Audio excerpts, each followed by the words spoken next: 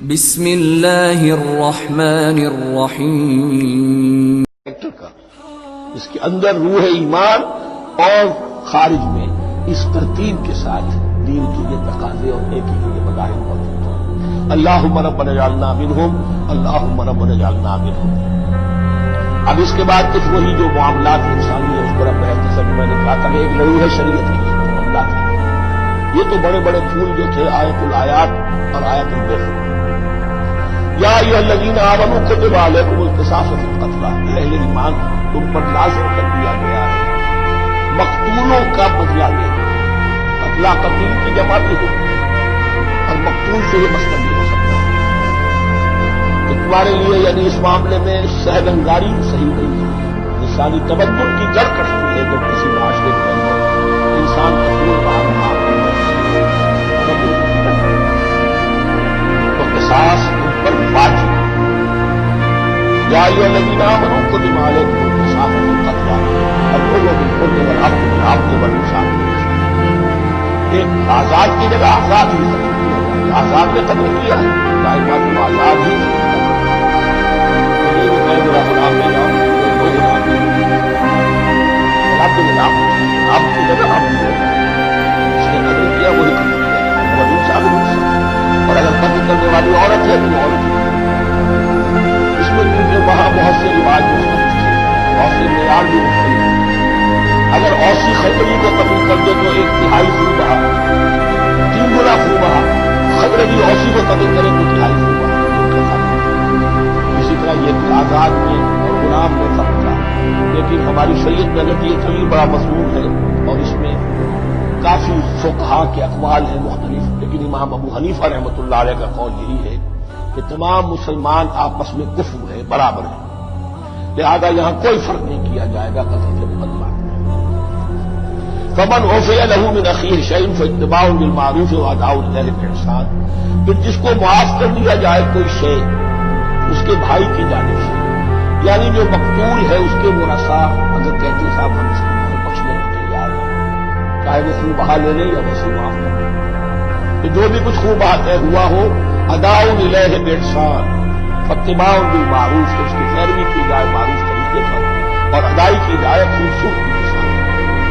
ذالک تخفیف من ربکم ورحمہ، یہ تمہارے رب کی طرف سے تخفیف ہے، آسانی ہے اور رحمت ہے. اور اس کی رحمت ہونا بہت واضح ہے. اگر یہ شکل نہ ہو تو پھر قتل کا سلسلہ نہیں ہوتا.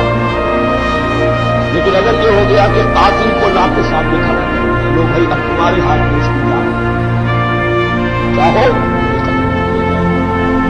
چاہو انسان کرنا چاہو مصروف چاہو تو خوب آئے. اس سے کیا ہوگا کہ مسلموں کا جو دائرہ ہے اس سے بڑھتا ہے. اس میں کوئی رحمت نہیں. قانون جو ہے اسلام نے قتل کا اس میں مدعی ریاست نہیں ہوتی. آج کل ہمارے یہاں مدعی ریاست نہیں ہوتی.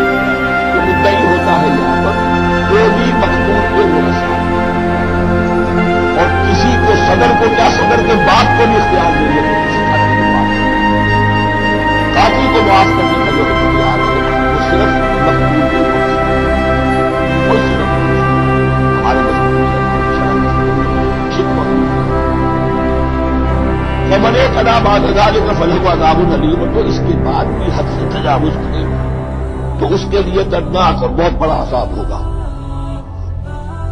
وَلَكُمْ فِي الْقِصَاصِ حَيَاةٌ يَا أُولِي الْأَلْبَابِ لَعَلَّكُمْ تَتَّقُونَ. اور اے ہوش مندوں قصاص میں زندگی ہے تمہارے لیے. ایک روحانی تصور ہے معاف کر دینا اچھا ہے.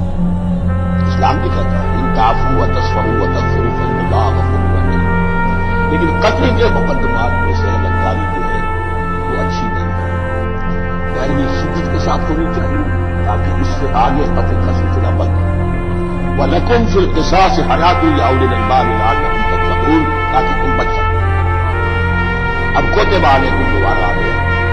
یہ کتبہ کے لفظ سمجھ لیجیے جہاں بھی کوئی شے فرض کی جائے گی لازم کی جائے گی وہ کتب. اسی لیے شریعت کے لیے قرآن مجید میں لفظ الکتاب، الکتاب اس معنی میں اس میں شریعت خدا بندی پوری ہوئی. کتب علیکم اذا حضر احدکم الموت ان ترک خیرا الوصیۃ للوالدین والاقربین بالمعروف. تم پر واجب کر دیا گیا، فرض کر دیا گیا جب تم میں سے کسی کی موت کا وقت آتا ہے، اگر وہ کوئی خیر مال چھوڑ رہا ہو، دولت چھوڑ رہا ہو، تو اس کے لیے فرض کر دیا گیا وصیت کرنا اپنے والدین کے حق میں اور رشتے داروں کے حق میں انصاف کرنا۔ ابھی چونکہ قانون وراثت نازل نہیں ہوا تھا، یہ ابتدائی قدم تھا۔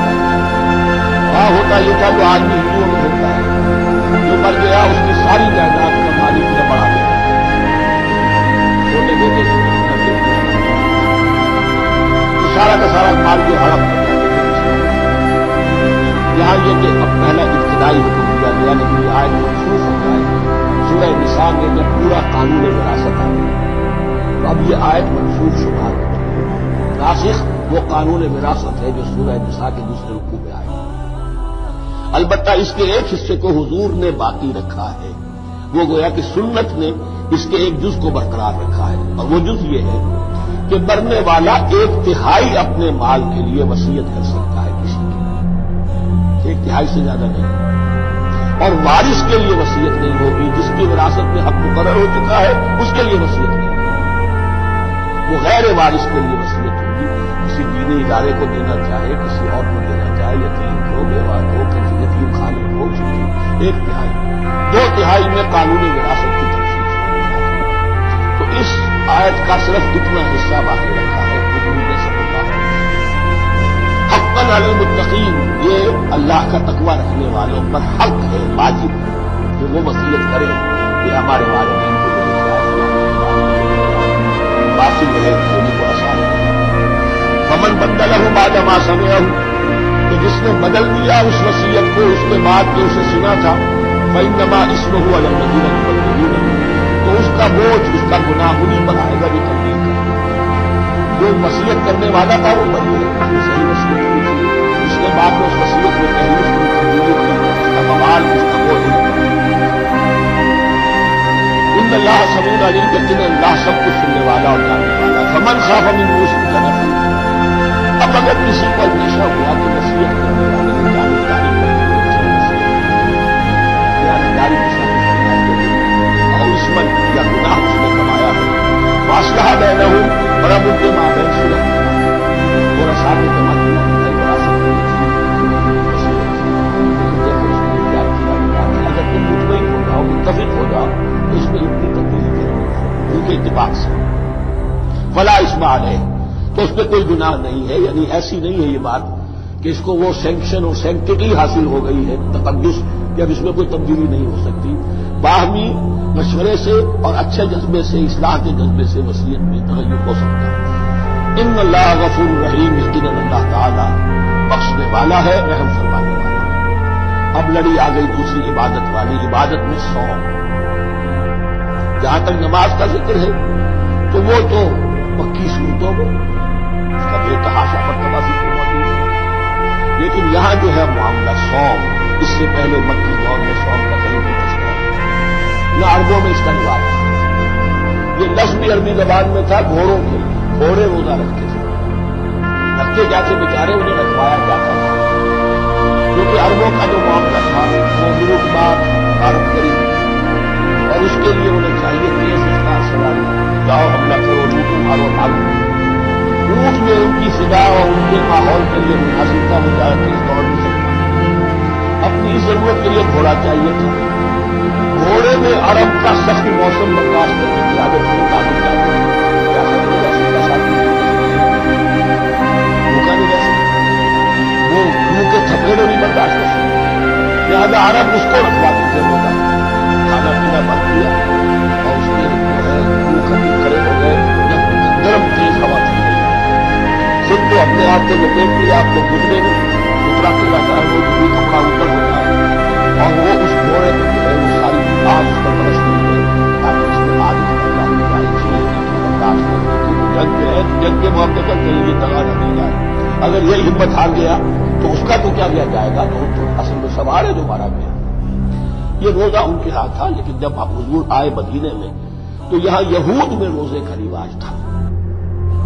وہ تو عاشورہ کا روزہ رکھتے تھے، اس لیے کہ وہ تاریخ تھی جس میں کہ نجات ملی تھی بنی اسرائیل کو فرعونیوں سے۔ اس طریقے سے حضور نے اقتدار مہینے میں، ہر مہینے میں 3 روزے رکھنے کا حکم دیا۔ یہ ہے ابتدائی حکم جو وجود نے دیا، قرآن میں ابھی نہیں آیا تھا۔ جیسے تحویل قبلہ کے معاملے میں بھی قرآن نے کہا کہ ہم نے تمہیں اس قبلے پر رکھا تھا، لیکن اس کا کوئی حکم جو ہے قرآن میں دلیل نہیں ہے۔ یہ ہو سکتا ہے کہ وہ حکم بھی حضور کو اللہ ہی نے دیا ہو، وہی خفی کے ذریعے سے۔ پہلے یہ کہ ہر مہینے میں 3 روزے۔ اب ظاہر بات ہے کہ مہینے جو ہیں وہ سخت گرم بھی ہو سکتے ہیں،